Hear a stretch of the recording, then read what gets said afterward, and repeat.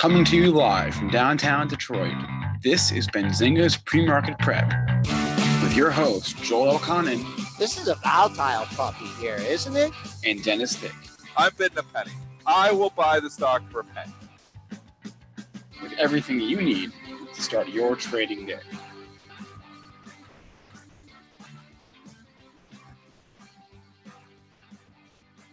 Good morning, everybody. Welcome to this Thursday edition of Benzinga's Pre-Market Prep. Spencer Israel here with Dennis Dick. Joel still on vacation in Montana. Almost said his name for a second there, but just Dennis and I. This morning we'll be joined by Marc Chaikin at 8:15 from Chaikin Analytics. But between then, we have a lot of news to discuss. On top of the earnings parade, we have a couple of M&A deals falling through this morning. I know Dennis wanted to break down the after-hours trading action in Sonos. Wants to talk about a fossils day yesterday. LB had some guidance. So we'll cover all of that and more as always. You can submit your tickers in our chat rooms on YouTube and at premarket.benzinga.com. We will get to them as we see them. Dennis, how was your evening?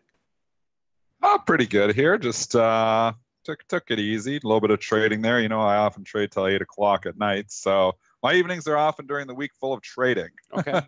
But we saw some action. We had some action last night. We'll discuss that here for you in a minute.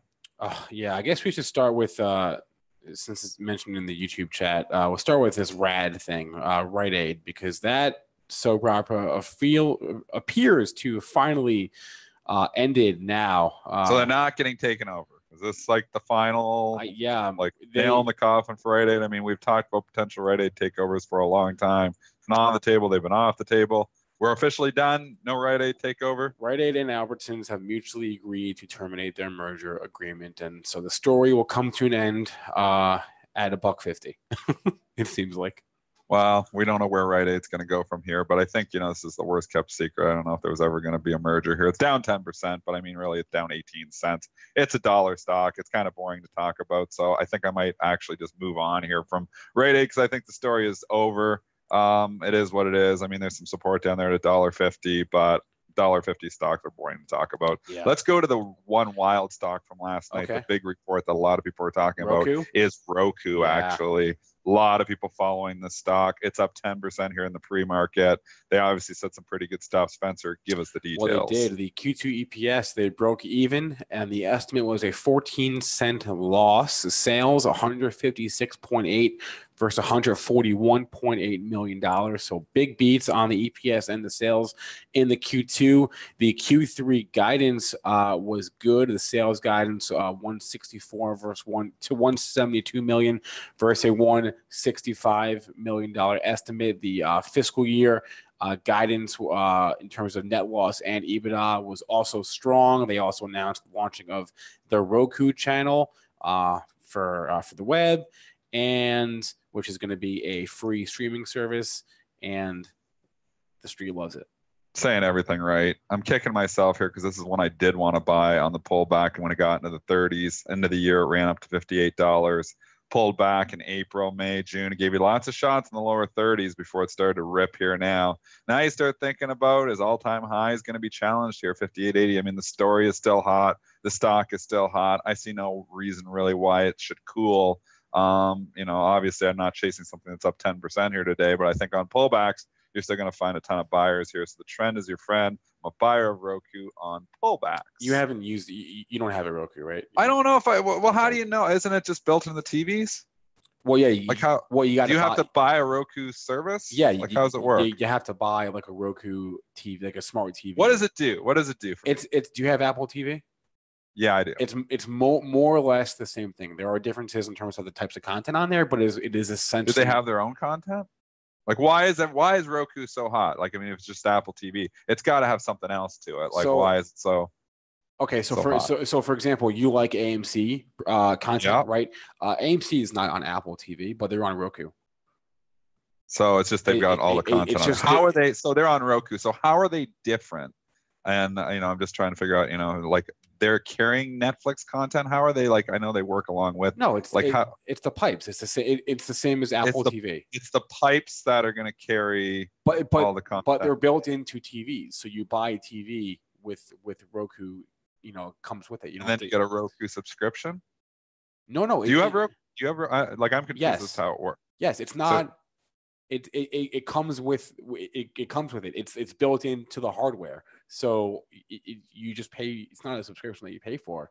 At least that's not how I'm paying for it. I just bought it. We have. See, I have smart TV too, though. So I have my one TV just has my Netflix and everything already on it. Does Roku somehow make that possible? Is that what they do?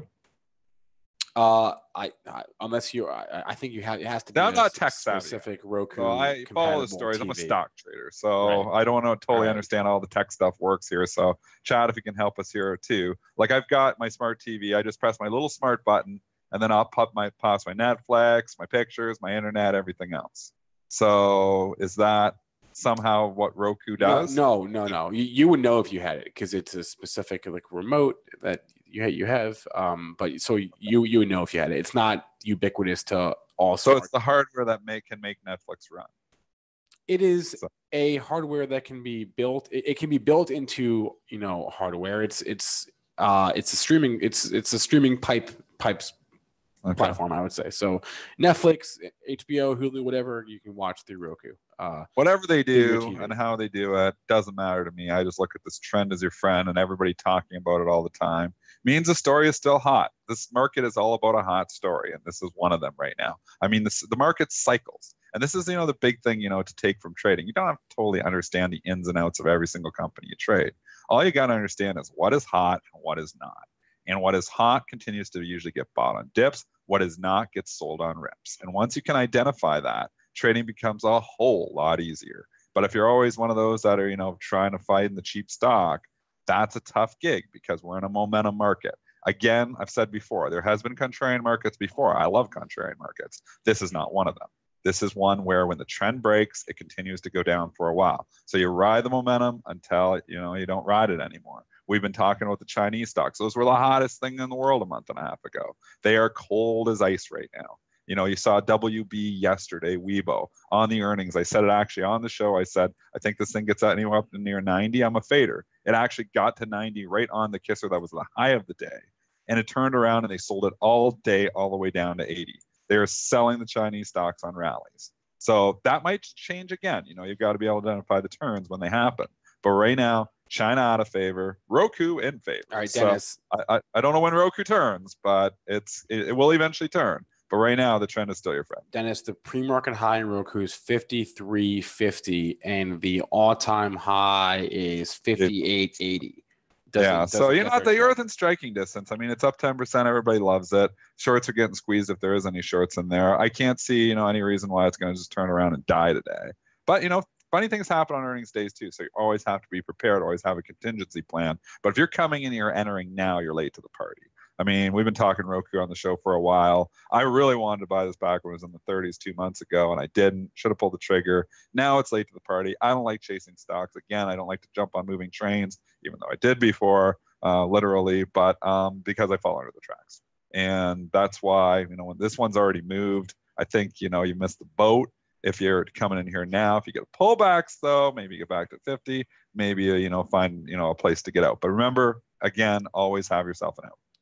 All right, can we talk about Yelp? Because this is one I don't really get. So they gave earnings yesterday, guidance they gave on the call. The Q2 GAAP EPS 12 cents versus a 1 cent estimate. Sales, where's the sales number I'm seeing? 235 versus $232 million. So beats on the Q2, but on the conference call, they gave some weak guidance for Q3. Sales guidance 242 versus $247 million. And this is again for Yelp. I don't follow the story fundamentally here. I'd follow the stock, though. Trend has been down. The trend is breaking here this morning. You do have a lot of overhead supply. I don't know what the short interest, if you can go hunt that down, because sometimes that can be indicative of, some of these moves as well, if the short interest is really high. But, I mean, you got lots of, it's been up here in this 44, 45, 46.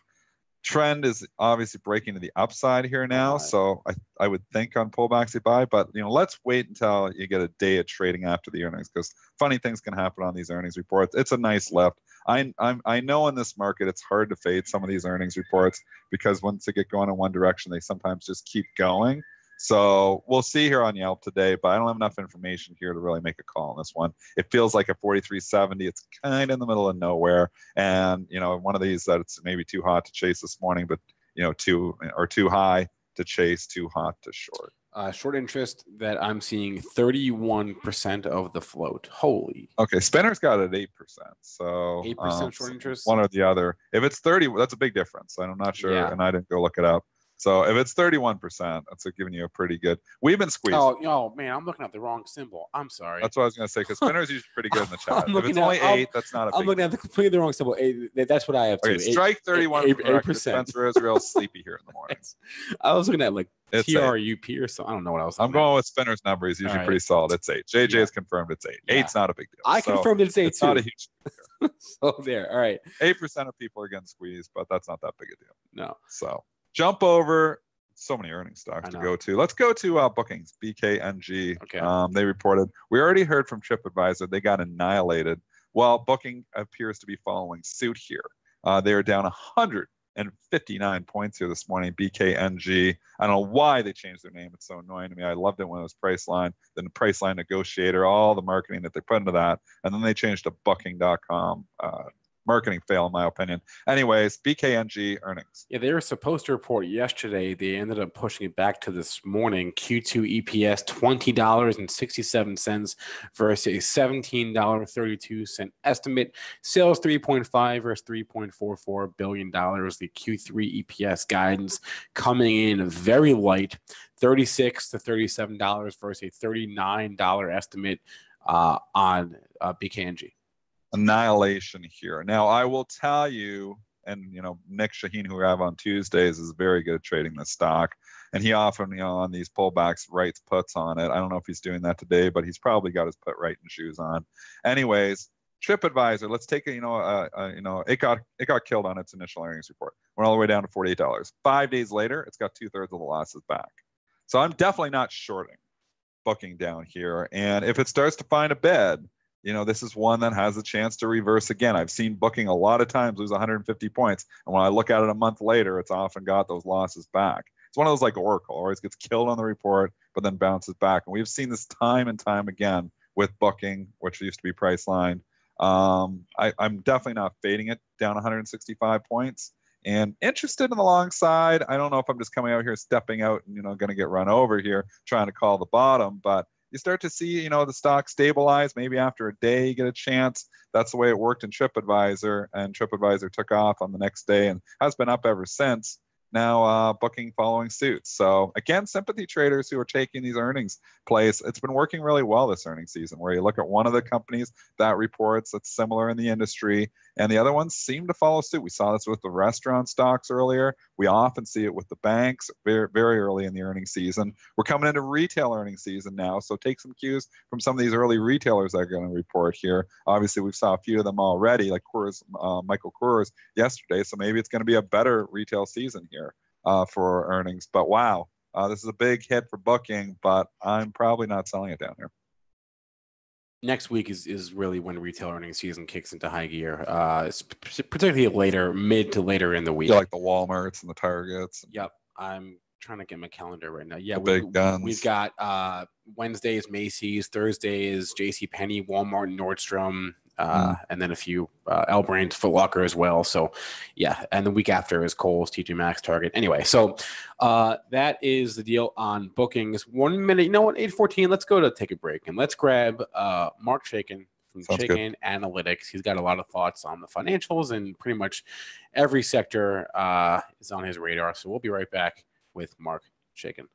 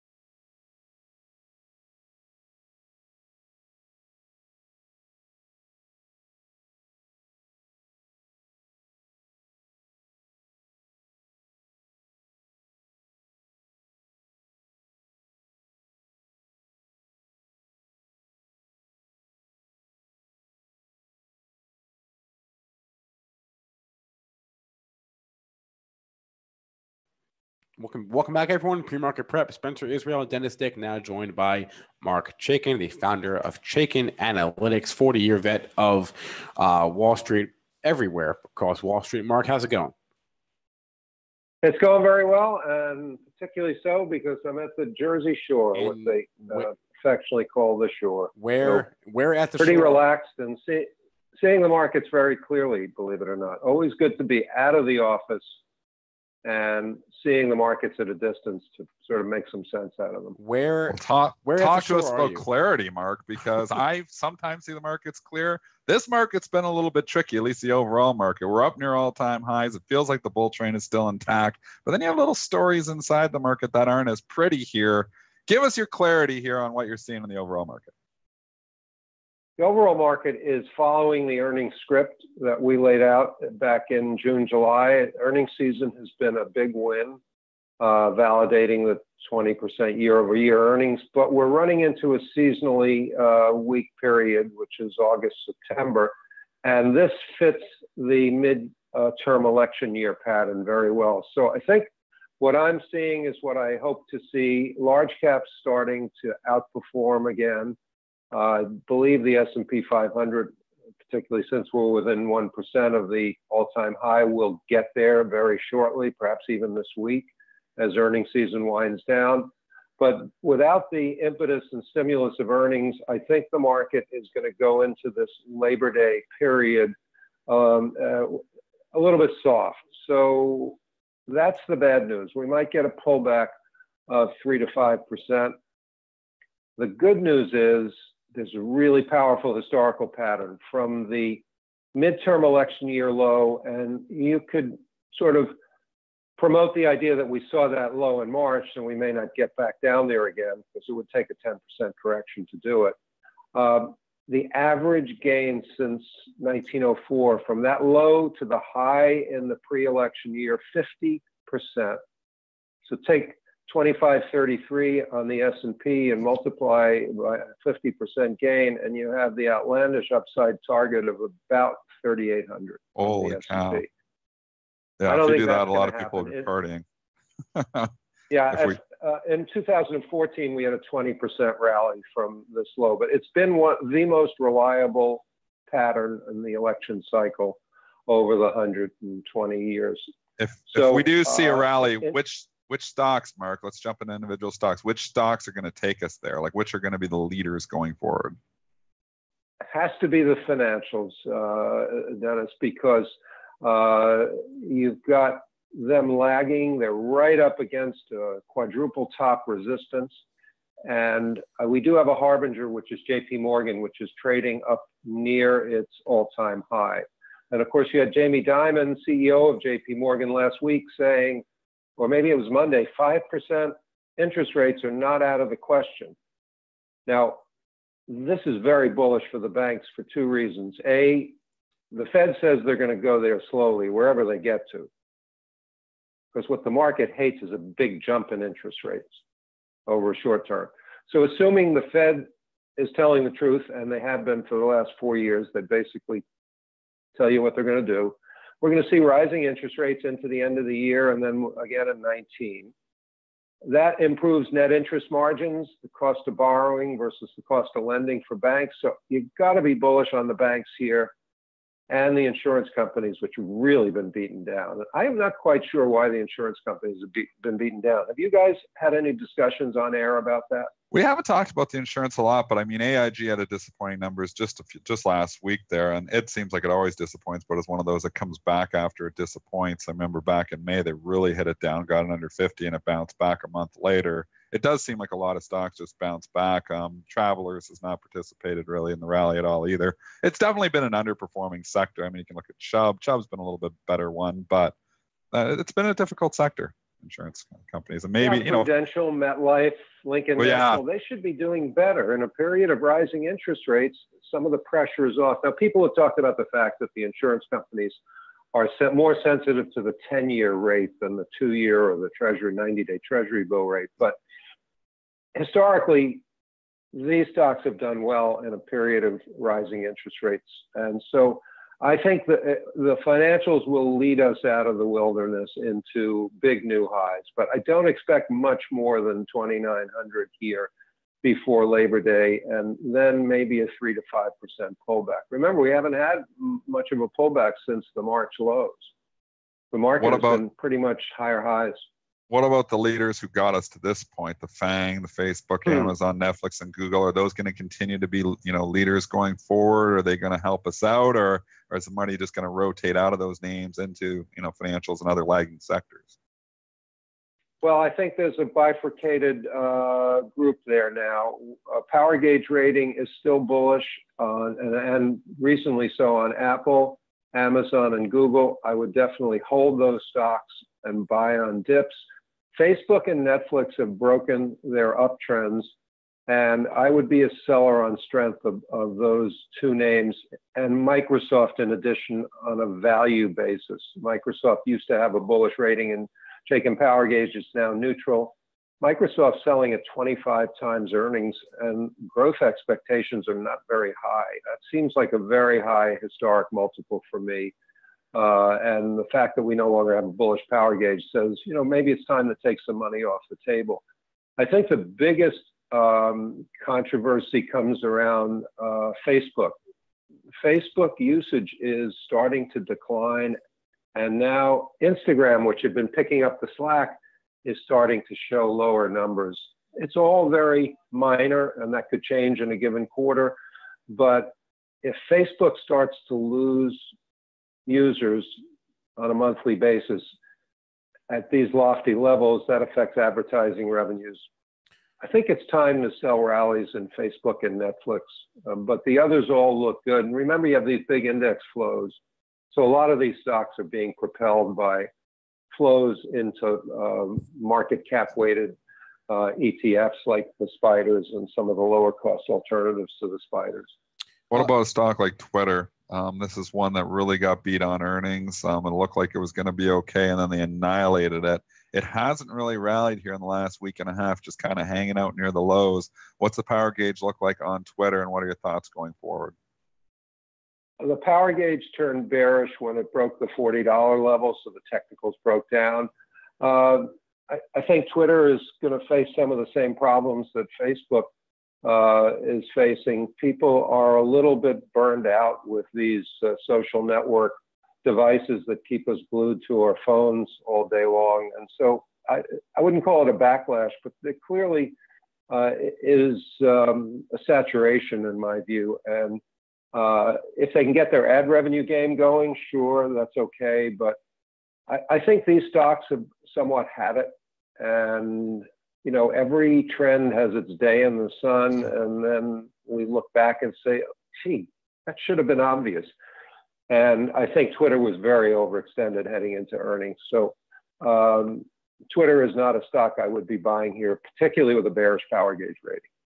It's going to be a difficult. Oh, sorry, Spencer. I'll let you go in 1 second. But I just okay. want to bring it over to Tesla here because obviously this has been in the news like crazy here. It's a 420 takeover, or maybe it's not, or are we going to have financing, or maybe we don't have the financing? It might be in some trouble with the SEC. I mean, there's so many stories and headlines going on here right now. Just sit back and give us your thoughts here on Tesla and what the power gauge says on it, getting rid of all these other factors. Well, the power gauge is neutral minus because Tesla is clearly in an uptrend right here.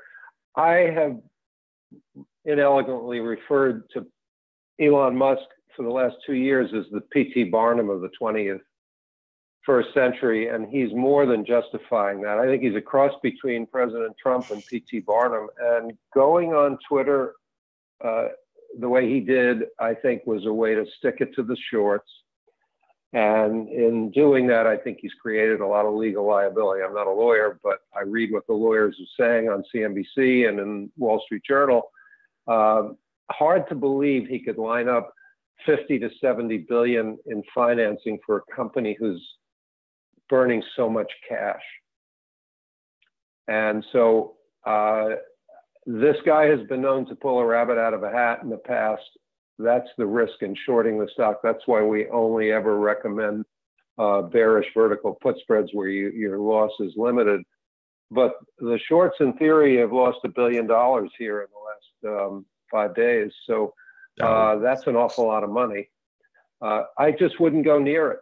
I think that there's controversy over the numbers, the production numbers. Does the new Series 3 really come to market at a good enough price point? And if it does, are there any margins left at 35 grand base price?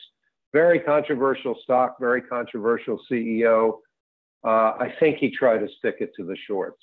If there's no funding, according to some of the legal minds, the SEC could, if they wanted to, claim stock manipulation. Certainly, if the stock drops from here, anybody who bought it on that tweet is going to sue. Yeah. The shorts are never, they've never endeared themselves to Wall Street. So, nobody's crying over the shorts losing money. But if you've got longs who bought it on that tweet and the stock drops back to 340 or 320, remember, this stock was 290 just a week and a half ago. And there is the other manipulation play. They've got these convertible bonds, and I think 357 is the conversion price. It's absolutely critical that these bonds get converted because they don't have the money to pay them off. And they come due in 2019. So there are all sorts of areas where a higher stock price could help Tesla. And if he did it through a tweet that can't be backed up, he's got big problems. More question here from our chat. Are you still bearish on Qualcomm? Yes. All right. It's the one stock in the semiconductor group that is a clear-cut case of mismanagement, in my view. The stock has rallied nicely to 64, but this company is yet to prove that they've got a quality management team. I'll go back to the old story when they were asked at a Merrill Lynch conference a year ago, what their ROI on research and development was. They didn't know. Pretty scary for a semiconductor company. So I think there are better places to be, things like Micron, NVIDIA, some of the specialty chip makers aim at Lam Research in the equipment manufacturing area. Qualcomm is just not a company I want to be with long term. Well, that was my next question is NVIDIA, because they're reporting next week. Do you like it? Well, I do like the stock and their long-term business prospects. It's holding up very well up here near the 260 level versus an all-time high of 265. So I think it's one of the better performing semiconductor stocks. Compare that to, Lam Research or even Micron. So I like the stock, but their earnings reports are always volatile. 2 out of the last 3 earnings reports, the stock peaked the next day and sold off pretty sharply for about a week and a half. So this is a stock where especially if it's trading at a high going into the print, into the earnings report, I'd sell it before the earnings report. If it's underneath its high, you want to hold on to it, that's fine, but I would also sell the spike. We've been telling people on these earnings reports for companies that have had some short-term weakness, sell the spike. On the other hand, some of these healthcare stocks like HCA and WellCare, WCG, everything is solid, bullish power gauge outperforming the market, still got institutional money flows. Those, it's not as important to sell the spikes, but on so many of these earnings reports, Lam Research being the classic, could have sold it at 195, traded down to 182. So that may be the case with NVIDIA. If they report a really good report, I would sell the spike there. All right, Marc Chaikin from Chaikin Analytics talking to us live from the greatest place on earth, the Jersey Shore. Marc, have a good rest of your vacation, and thanks for the time. My pleasure, guys. Enjoy the summer, and we'll talk to you right before Labor Day. All righty. All right, 8:30, Dennis, we got imbalances hot off the presses. You want to go take a look for us? Oh, yeah, let's take a look here. Pfizer, 237,000 to sell. We've got... I do have a trading position on Pfizer. GE, 79,000 to sell. Man, there's not much here. BABA's 24,000 to buy. BABA, AABA, if you're trading those there today, just be careful because it could be going opposite direction. AABA announced the results of their tender offer there. I haven't researched that. Just be cautious. There is news there. So if you're wondering why AABA is not trading up with BABA here this morning, it could very well be the results of that tender. So you might want to do a little bit more homework there. I'll probably do homework after I get done with the show there on AABA. Man, they're small. So I really don't see much here, Spencer. I'm just looking here, and they're all like 20,000 to sell, 20,000 to buy. They're all pretty small. All right, let's talk about, someone mentioned this in the chat. Let's talk about Sonos, because I know this is one that you were watching yesterday after the bell. Kramer talked about it, but maybe not in the way that people thought he was going to. It's funny, and when Kramer features a company and it doesn't get promoted. Like if it gets promoted prior to the show, everybody knows it. Like the companies that he says, I'm going to have this company on CNBC. You don't typically see the big pops. It's when he just has random, stocks that weren't promoted, prior that day, that there could be a big move. So he drops the hint in the commercial, says he's going to be talking about Sono, and they start buying the hell out of this thing. It goes all the way up from 1814 up to 1870. Last night, you can see the big spike there. That was in the commercial break, as people were like, "Oh, he's going to talk Sono," and you think Kramer usually does talk bullish. He doesn't have a lot of bearish rants, so people are gambling that he's going to be coming in talking bullish. I don't know who is doing that, but whoever is doing it is, really, even if you're buying up 1860, 1870, is it going to open up there the next day because Kramer is bullish? Maybe, but you're probably, not, your risk reward probably isn't there to do that. Anyways. He turns around, starts the piece, and it's still getting bought around 1860, 1870, but then he can tell his tone. His tone's starting to get, I'm like, he's going to go negative on this. And I actually I tried to short it, but you would have had to hit it way down. It was just trading at 1870. Could have hit it like 1814. So I was like, well, I'm not going to hit it back to flat. Anyways, then he starts the full bearish rant. And I'm like, oh boy. And they take this thing all the way down to 1750. So all this after hours trading action was off mad money with Jim Kramer. And, love him or hate him, he moves stocks. And it's funny, how people, it's just coming in here, oh, let's buy it because Kramer's going to talk about it. Oh, he's selling. And then they're all panicked. And he goes bearish on it. And the stock's down 2% here this morning because of that. So you got to be careful when you're trading, these stocks here after hours. It's thinner. The markets are thinner. Stocks move irrationally. A lot of times you'll see a stock pop big time after hours, and it won't have the volume to do it in the regular session. So those are just classic fades a lot of times. And I play them sometimes too. A lot of times I fade the CNBC calls because it's not that they're making bad calls. It's that people are just getting too excited and they buy a stock up 2% that probably isn't going to open up 2% the next day just because, a TV personality has an opinion on it. So you often see these fast money pitches where they pitch a stock. Those usually are fades too, just because they'll buy the stock up 2-3% sometimes. And sometimes it's a thicker stock that isn't going to open up that much. So it's not that they're making bad calls. It's just that people are trading these things after hours that shouldn't be trading these things after hours, and they're buying them up way too high.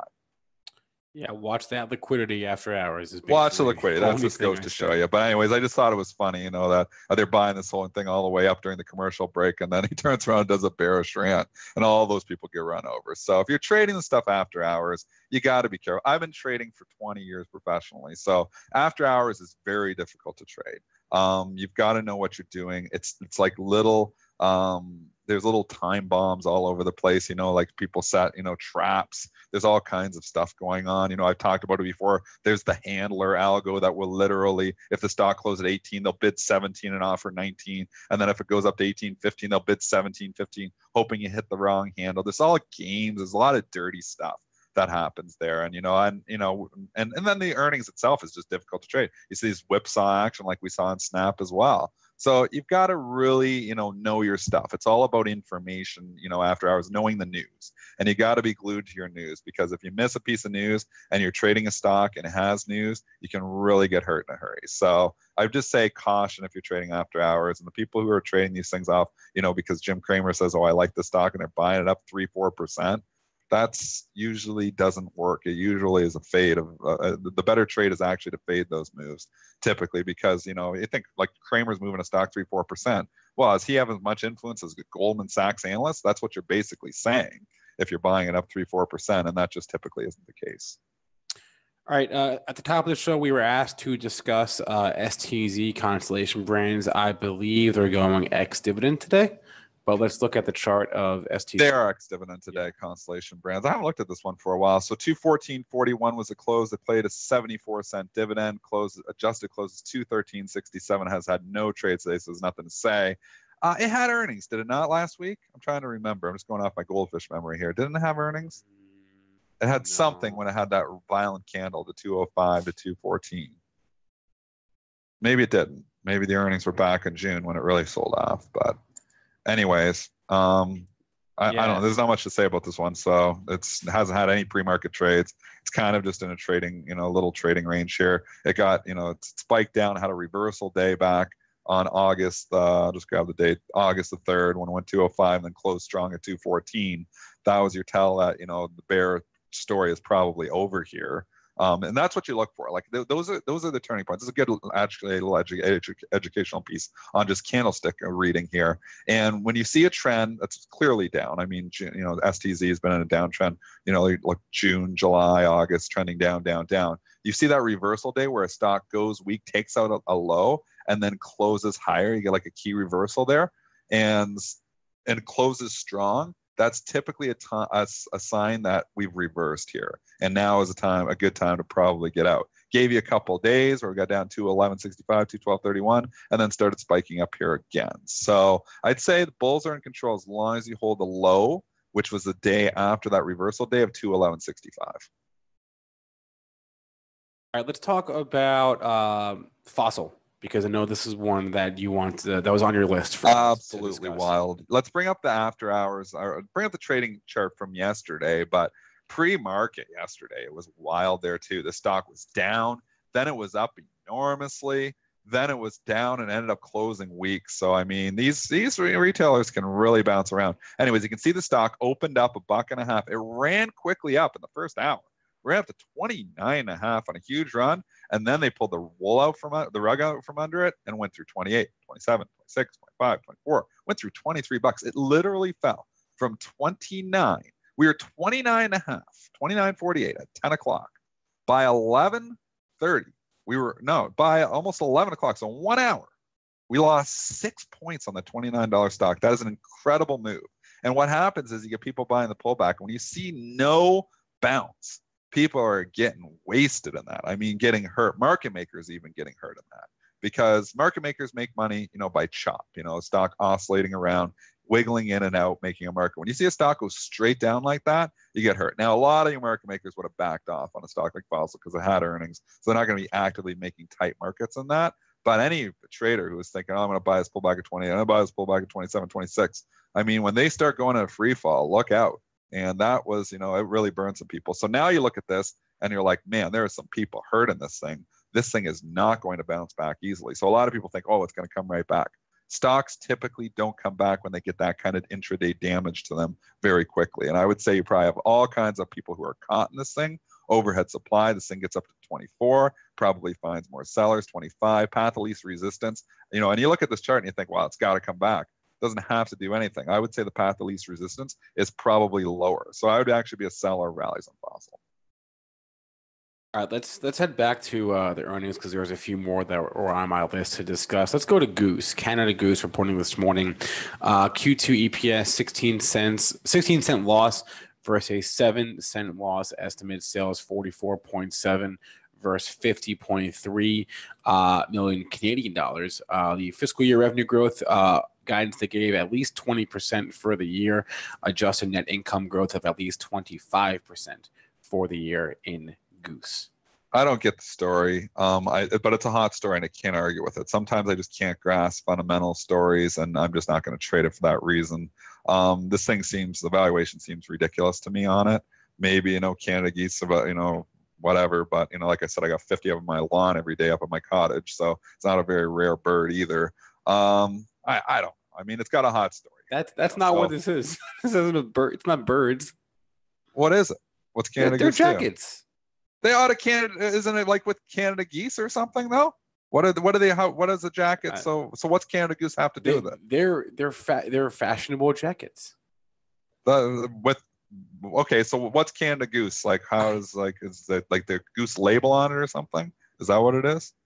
I I don't know what kind of geese have to do with it, but they make like winter wear, and they're very fashionable and expensive. I was wondering if it was goose feathers in there. That's what I thought. Oh, Am I right on that? Maybe. You know what? You could be right. I don't know anything about fashion, so I thought it was goose feathers on there. Somebody told me that. Maybe I'm wrong. So right. I don't follow the story close enough. Again, I'm somewhat of a fundamental trader here, but at the same time, I just trade on technicals a lot of times too. $55. That's a level it has to hold. So if it ever takes that out, that's your sign to get the hell out of this. So I'd say if I'm along this thing, I want to absolutely see it hold 55. A little caution on this rally here, though. Reason being is that we hung to 55 a lot of times. It looked like it wanted to break down. It did not. It's getting a lift here. That's good news for the bulls here. But we saw some rallies get faded here too. So I would say I'd stay on the bull train as long as above 55. It cuts through 55. I want no part of it. So it's down jackets. Let's goose down feathers. Exactly. Everyone in the chat is. I'm right. You're making fun of me. It's exactly what it is. Everyone in the chat. Feathers. Yeah. Everyone in the chat is making me look bad. That's okay. Okay. Yeah, you're trying to make me look bad making fun of me. I'm right. It's goose feathers. So anyways, like I said, there's a 50 of them on my lawn. You want goose feathers? You can come to my cottage. I can get you all kinds of goose feathers. You can just pick them up off my lawn. There's a million of them. So it's not like it's a rare bird where it's really cool, whatever. It's goose down jackets, but this company's still losing money. From a fundamental perspective, I don't get it, but the story is hot. So I don't argue with the story. If it starts to get not hot, starts to break down 55, that's where I kind of lick my little shorting chops. So I have no interest in shorting it at 60.5. Maybe it gives it back, but I can't call that. I mean, it's in the middle of the range. Resistance was up at 65, support's at 55. It's in the middle. I sit on my hands at 60. If for whatever reason this thing goes into the doghouse or into the birdhouse, whatever you want to call it, and falls under $55, that's where I would get a little bit excited to try a short. The hen house, maybe birds. I don't know. All right. L Brands came out with some comps this morning. July comps flat on a year-over-year basis. Q2 EPS at 34 to 35 cents. This is some guidance they gave. So the 34 to 35 cent EPS guidance is at the high end of the previously issued range. This stock is absolutely hated by the market. 7.5% dividend. They obviously don't think that's safe, or it wouldn't be trading with a 7.5% dividend yield. I mean, you got the Victoria's Secrets in there. You got a few other brands. It's mainly, the Victoria's Secrets, I think, is a big brand there. I don't know. I've tried to play this from the long side a couple of times, and it just hasn't worked. So I'm done trying to pick a bottom on L Brands because this thing just is eternally weak. Here you got some pretty good guidance, some pretty good numbers. You think, okay, yeah, maybe it's going to get off to the races here today, and it's struggling to lift here too. I would say if you are long and if you are trying to hold the long, it absolutely needs to hold the low of the move, which is 30.42. So if you want to try from the long side here, have yourself a stop. I would stop out under $30 because if this thing starts going in the 29s, it could be a 25 on you in a hurry. Valuation be damned. It doesn't matter sometimes. And obviously if earnings are going to keep, not being great, then that's an issue. I mean, they're making money. The dividend's safe for now. So I guess if you want to try to call the bottom, I would stop out under $30. Yeah, it hasn't been this low, since it's one of the retailers. There's a lot of retailers that have come all the way back. This one has not come back at all. I mean, 2015 is a $100 stock. They got problems. I mean, stocks aren't, priced like this if they don't have problems with a 7.5% dividend. I've played it a couple of times here, and like on swing trade longs, and I've been in it, and it's shaken me out. It's shaken me out and stopped me out. So here, you can set up a trade. I can see it, but I'm just looking even with skepticism here in the pre-market because it's a pretty good guidance. They're giving it towards the upper end of the range on a stock that's hated. You'd think it'd be getting more of a lift, and it's not. So that's concerning in itself. Below $30, it's actually probably a good short. So, but it depends on if it can take out 30. So I would say if I'm trading this from the long side, I don't want to own it below 30. Yeah, basically, I guess since early September 2011 was the last time L Brand was where it is now. Let's move on to switch gears to Jack in the Box because they reported yesterday as well. Jack in the Box Q3 EPS $1 versus an 88-cent estimate for Q3. Sales 187.9 versus $185 million. So good numbers for the Q3. Comps up 0.5%. And they see fiscal year same-store sales flat to that up 5% number. bucking the old restaurant trend. We have saw a lot of restaurants this quarter get annihilated on their earnings. You know, we saw Cake get annihilated. We saw Shake Shack get annihilated. We saw, what was the one that started all? It was a Texas Roadhouse, TXRH. That thing got annihilated, although it's come back here. Here's one that's actually not getting annihilated. So good. This is one of the first restaurant stocks in a while that I've seen report a pretty good quarter. Not getting that excited though, because you got all kinds of overhead resistance there around 92 bucks, and you're not too far away from there. And it's only traded 3,100 shares. So hard to say, you know, if this is going to continue its rally here. I know after hours it was trading up near 92, but it's struggling at the same area it struggled back in May. If you can take that out, maybe it continues higher, but I'd say skepticism to this rally here if it starts to stall out at 92 again. May and February, that's where it was. I didn't go back that far. Oh yeah, you're right. February 2. Good eye, Spencer. So 92 has been major resistance for this for a while. You're buying it here. You're buying it into resistance. Sometimes that works. Sometimes it can take it out. A lot of times it doesn't. So just be careful here. Stock up 7% opening to resistance is sometimes a decent setup on the short side. But you know, you got to see what happens with the real volume when it comes in. They start to blow through it. And always a trade too. Think about this. You know, if it blows through, goes up to 93, comes back down through 92. Sometimes that's the time to strike too. So if it does break out through the 92, a breakout is a breakout as long as it continues to hold up. When you see these breakouts that, you know, all of a sudden, you know, start to break down through the previous prior resistance level and come back down through it, that's no longer a breakout. That's called a fake out. So you got to be careful when you're buying something on a breakout. You want the stock to continue to break out. I haven't talked to ELF yet. They were yesterday after the bell. A lot of analyst activity this morning on ELF. The Q2 annihilated. The Q2 EPS 13 cents versus a 6-cent estimate. Sales $59 million is in line with the estimate. So good numbers on the Q2, but they cut their guidance, and you never want to see that. The fiscal year sales guidance, the sales growth was cut from 6 to 8% growth to the low single digits. I assume that's like 1-2% growth. The guidance for the fiscal year cut from 59 cents to 56 cents on the low end of the range. So not a crazy guidance cut, but a cut nonetheless. This morning they're catching downgrades from Jefferies, Piper Jaffray, Citigroup, D.A. Davidson, and BMO maintained their neutral rating before downgrades to go with that report this morning. ELF, I have this saying, and I've used this in my trading for a long time. When stocks are making new lows, you got to go. That means I don't want to hold long any stock that is making a new all-time low. And this is making a new all-time low, so I want no part of the long side on this. Let the dust settle. You know, let us have a double bottom or something someday, but I've lost way too much money trying to call the bottom. You think a stock's down 20%, you think it has to bounce. It doesn't have to do anything. Not saying it's going lower, but I'm saying if you're long this thing, I never want to be long stocks making new lows. So because they tend to just, you know, they can get weaker.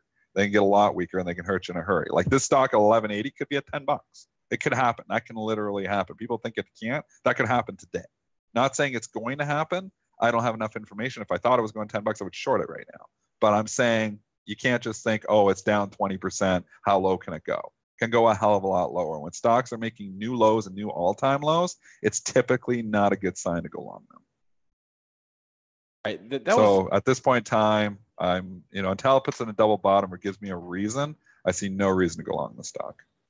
That was most of the earnings I wanted to get to. There was a couple other ones that are on my list, but I haven't traded a ton. Hey, you know what? Let's talk about Monster. That's had some volatility. That had a $4 after hours range. So Monster reported yesterday after the bell. They reported this. Yesterday after the bell. Q2 EPS 48 cents, beat by a penny. Sales about $1 billion, in line with the estimate there. And like I mentioned, a nice range yesterday, but not a ton of volume. Stock just kind of hanging out. Not a ton of volume after hours on this one either. So it did trade down to 58 bucks. And you look here, and I'm getting filled on stocks as I trade here. It's always hard to do a live radio show when you get new positions on. I'll do this myself. I don't know what's happening there. Cancel that order. Anyways, trade down, kiss down to 58 or 57. Actually, gone to 57 handle. So light volume though again last night. So when you see 200 shares trade down some $2, you almost got it like Striker from the record. You can't worry about that because 200 shares, it could be anybody. It could be a retail trader just getting nervous selling 200. It doesn't mean a hell of a lot. So it is offered at 59.30. So let's say it wants to go down here, but it's 58.30 bid here right now, so still to be determined. Price discovery basically hasn't even happened on the stock yet because it's traded so little volume after hours and so little volume pre-market. So. All right, we're getting a question from the chat on SJM, Smuckers. No trades this morning, but coming off at a high of 121 the past few days. SJM, let's go check it out. Bring it up here. Big spike there. I don't know what that was. What was the big spike from 113 up to 121? I have no idea what that was. Was there like some news that day? Look, 3 days ago, Spencer. 4 days ago. Yeah, was... Huge green candle. It was a little bit of a breakout. Did it like? I got nothing. Yeah, nothing from 4 days ago. So I don't know what the story was from 4 days ago. Had the huge spike there. I mean, some of the food stocks. Man, that was KHC day when everything got silly. Oh, that was basically the day when all these food stocks got absolutely silly. Like I said, I sold my KHC that day because when food stocks pop 6, 7, 10% intraday, I book the gains because these things typically don't do that. So SJM giving you a gift there when it got up to 121. It's right back down here again.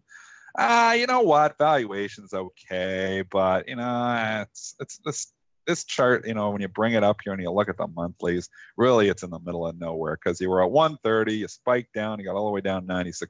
Now you're at 111. You're kind of in the middle of it all. So I don't really see a setup here. So I think I have no opinion on SJM here. Coin flip stock means it could go either way. All right. Perrigo announced this morning a plan to separate their prescription pharmaceuticals business that could involve an outright sale or a merger or separation of some kind. But regardless, the street, last I checked, was not liking this news. Yeah, whatever that news is, they're annihilating the stock. So it is down 5.5 points here, down 7%. I will say you got some nice support, though. So you're coming in some nice support. May 14th, we got down to 71.37. Back in July 2nd, you challenged that low almost to the exact same price, 71.72, so 40 cents out. So you had 72.75. I don't know what the pre-market low is, but I'll say lots of support there in the lower 72s and 71 handle. Takes that out, it gets a little bit dicey, but I think I could hold. So I don't know what the news, and I'm not following the story close enough to really have analyzed the news on this. I'm just looking at the pure technical trade, low, and I would say that support 71. Yeah, did you ask the pre-market low? 70.85. So yeah, right there. Okay, so you're in that ballpark. So yeah. 71 handle got some support. I think you got buyers down there. What else did I have on my list? I have a few here if you want me to go for a few seconds. So I want to talk about HEAR. This is Turtle Beach. And I was just looking at this, and this had the reversal day that I was looking for on it. So I'm looking at HEAR. This has been on a complete tear. And is this due to report, or did it report already? It reported, didn't it? I'm looking up. I think they just did. I think they did. I think that was yesterday, 2 days ago. It was Tuesday, yep. Yeah, so they reported, and the stock was up, and it lifted on the initial report and then gave it all back. And that is a sign to me that now we got some people caught. Now we got some people caught on the long side. I think this topped out. So I'm going to say 34.50. And obviously, in hindsight's 2020, but the stock's a wild child. I think rallies are to be sold on this now. I think that the high is in. My opinion, just my opinion. I think the high is in. And I'm looking at this as more of a short trade here now, HEAR. So stock is 29.70. I'd probably stop out if it started to get, you're not going to give it all the way up to 34.50, but I'm just trying to set up a trade for you. I would say if it gets above 32, I probably stop out because you had some highs there on the after the earnings. It went down. If you're selling it here, I'm almost tempted. No position on it yet, but I'm thinking about it. Thinking about initiating a short on this, and you've got to give it some room because the stock is wild. But I think the top is in, and I want to play this from the short side. So I'm a seller of rallies. I don't know if I want to do a 20. I'd love it to get back in the 30 handle a little bit, upper 30s, and give me a better entry point because I'm going to stop out at 32. Right now, I'd be risking $2.30. So I'd love to get them to 31s. I'm only risking $1. But anyways, that's my setup here. I think HEAR, in my opinion, is topped out. I think the path of least resistance right now is lower. They did a report Monday after the bell. Very nice beats on the EPS and the sales, top and bottom line, but not a ton of analyst activity to speak of on that. So that's one that's I'm going to put on my radar. It's just had such a run. Yeah. So it's went from 5 to 33. It's been an incredible run here. So, congratulations to Bulls. They've won on this one for sure. But I think if you're in it still now, think it's reaching now. This is just my opinion. I mean, anything can happen. And like I said, if I was short this thing, I'd probably say I was wrong if it started going above 32. You always set yourself up, especially on these wild stocks. Don't just say I'm going to short it and now it goes 34, 35 and you're like, I don't know what to do. Don't let the stocks get out of hand, especially on the short side there, because maybe I could be wrong on this. Maybe it's going to start. But when you see a reversal on earnings like that, it usually is more of a sign that this stock has sellers that now overhead supply built into it from the last few days. And you have people who are believers that are going to be still buying the pullback on this, saying that the trend is still intact. And it totally is. There's still an uptrend there. But that candle, and this is why, I don't just look at trends. I also look at the candle. That candle tells me that looked like a top upside capitulation candle on the earnings day and the reversal day that I'm looking for. So that's why I like it from the short side here. We'll see. We'll come back to it in a couple of weeks. We'll see where it is. I think it's lower in a couple of weeks. BZ Tokyo on the chat noting I totally forgotten about this. They're 1-for-4 reverse split back in April. So it's not like this is a totally organic move from $2 to $30. Okay, right. So yeah, if you go back far enough on the chart, there's obviously some, the stock was an $89 stock. Yeah. It's not like we're talking about stocks in the all-time highs. Yeah. I like it from the short side here. It's just my opinion. All right. Anything else on your list? We got a couple minutes left. Yeah, well, we didn't talk any earnings here or ratings here. SO is getting downgraded by the world here today. You want to talk about analysts chasing price? They are chasing it like crazy in Southern. We know Southern reported yesterday, the big utility stock. They're disappointed the street. What do you have, like 3 or 4 downgrades here today? How many is it? 1, 2. I see 2, but I know there's more floating around. There's 3. There was 3 I saw for sure. So who do you have? I see Guggenheim and Barclays. Yeah, there was another one too that I saw across, and I didn't write it down. But anyway, so you got at least 3 analysts chasing price. Stock's down another 1.3% here. This is one I'm torn here. Utilities, you got a rising interest rate environment, but the utilities have come a long ways back. So, if we are going to continue to raise rates, it's not the environment you want to own these stocks. And I mean, you look at a stock like DTE and you say, wow, that's been a nice run from 95 to 110. I'd probably be booking profits here because they have been on a pretty good run. Even the XLU's been on a pretty good run from 48 up to 53. So Southern, though, if you're just looking at it, typically utility stocks, and obviously the ones that don't have California wildfires involved with them, typically these like to follow back to what the industry is doing. So I'm actually interested in this at $46. So it's pulling back here this morning. I think you could get a bounce trade here, 46. I give it a tight leash. Got to 46.02 back in July. Also kissed that same level, 46 right on the kisser back in June. We get a shot here at 46. I might try to play for a bounce play, but short leash. Meaning if it goes like 45.70, a price stop out. All right. I don't see. Also from earnings parade here. Ratings. Yeah, from ratings parade. Sorry. Well, actually, I didn't rate a lot of them down. I didn't see a ton. STX catching a downgrade this morning from Goldman. Oh, yeah. So Goldman downgrading it to sell. Yep. STX getting hurt here big time this morning. It's down 4%. I mean, GS is very influential. We know that. And downgrade to sells, pretty bad here for STX this morning. There is double bottom, 51.95, 51.90. I think it tests that today. I'm not sure if it holds or not. I think it probably holds, but if I'm looking at a 52.80, I think why not? Why not go test the 52? So I think there could be a little more work on the downside here. I want to see what it does at that double bottom 51.95. Someone asking in the YouTube chat, can we look at KBSF? This is one I hadn't looked at this morning. They got a new 8.61% stake yesterday after the bell from Alliance Investment Management. Do not follow this company at all. Not even sure if I've ever traded this company before. So just looking pure at the technicals, you got some investments coming in. I don't know anything, how big the company, what the short interest is. I've seen some wild spikes before, so it looks like these things can get wild again. I'll just say if you're chasing this and throwing this in your investment portfolio now, probably not the thing to do. Trade it. Don't invest in this one, I would say. I think when the dust settles, this could give it back, but I don't know much of the story here, so I'd have to do more homework.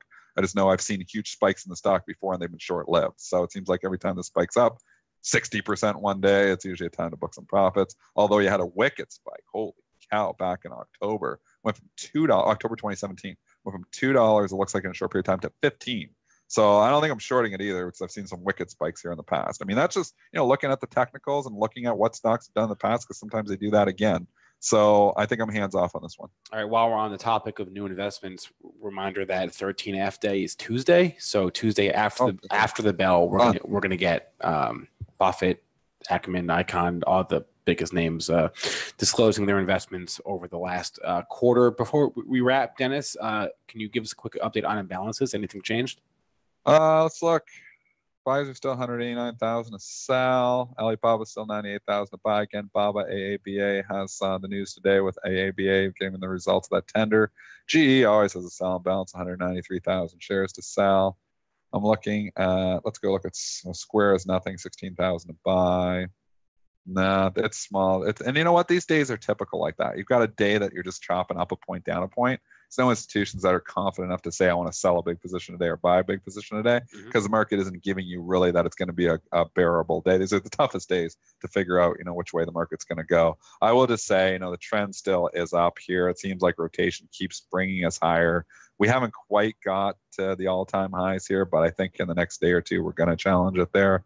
286.60 if you're, or 286.60 if you're following on SPY, 286.62, got 286.01 yesterday. So it looks like it wants to try it. We're down a little bit here this morning, or actually, we're up 14 cents now, but we're only a buck away from all-time highs there on the SPY. All right, I'm trying to go through the chat real fast to see if there's anything I missed. I'm sure there is, but I apologize if I missed your stock. I apologize. Not my intention. Someone just mentioning Newell Brands. You want to look at that real quickly? NWL. Oh, stock's been annihilated, and I look at this, and Uncle Carl, I believe, is in this too, isn't he? Isn't this an Uncle Carl stock? I don't know. We'll find out for sure on Tuesday. But I think he's been in there for a while. I think we know that. But anyways, NWL, it tried to bounce off the 20. It's a big psych level. Maybe it can bounce. I mean, it's been straight down. So if you're short in now, I think you're late to the party. I'd say as long as it holds 20, maybe you try for a bounce play. Maybe you can have a little bit in there, but the trend is definitely not your friend. Stock is making new lows. Lots of problems here. So don't get married to that position. If I was to go into this, I would probably just be playing it for the bounce. If it took out 20, I probably want no part of it. So keep that in mind for trading it. Stock is not hot. Last one, STMP stamps. Annihilated. Down 36 bucks. Yeah. Give us the reason. Well, the presidential task force has until Friday to make their final recommendation on the postal rate changes.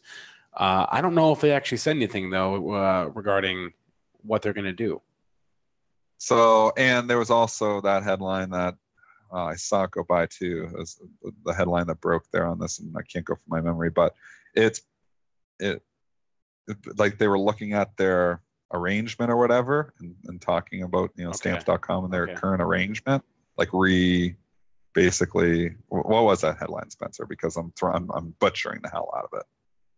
It's hard to remember every single headline in your head there, but I read it last night. It was something to do with the arrangement that stamps have with the USPS, and I'm just going to try to grab it. I apologize. I didn't see that headline, but I'm trying to find it here. So there was something with the arrangement last night.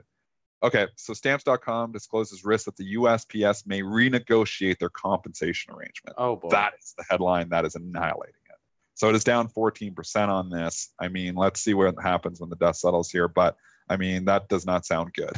So that's why you're seeing the stock trade down 36 points. It's at 220 here right now. I don't know what, when you see stocks go down this much, they can really go anywhere. Could it bounce back? It's all going to be dependent on actually what happens with that compensation arrangement. So if it's worse than expected, it's probably going lower. It's going to be okay, or maybe not as bad as they're suddenly expecting. Maybe it's not going to be as bad. But in either regard here, the stock is all about the news on that arrangement there right now. And that is what is going to drive it one way or another. When we get definitive answer on that, that will maybe, tell us more. All right. That's going to be it for us today. Please join us again on Friday for our final show of the week. Just want to remind you folks that all the information presented on today's show is for informational purposes only and not meant to be investing advice. Thanks to our guest, Marc Chaikin. Thanks to all of you in our chat rooms on YouTube and premarket.benzinga.com. Hope you all have had a good morning. Have a good rest of your day, and we'll see you on Friday.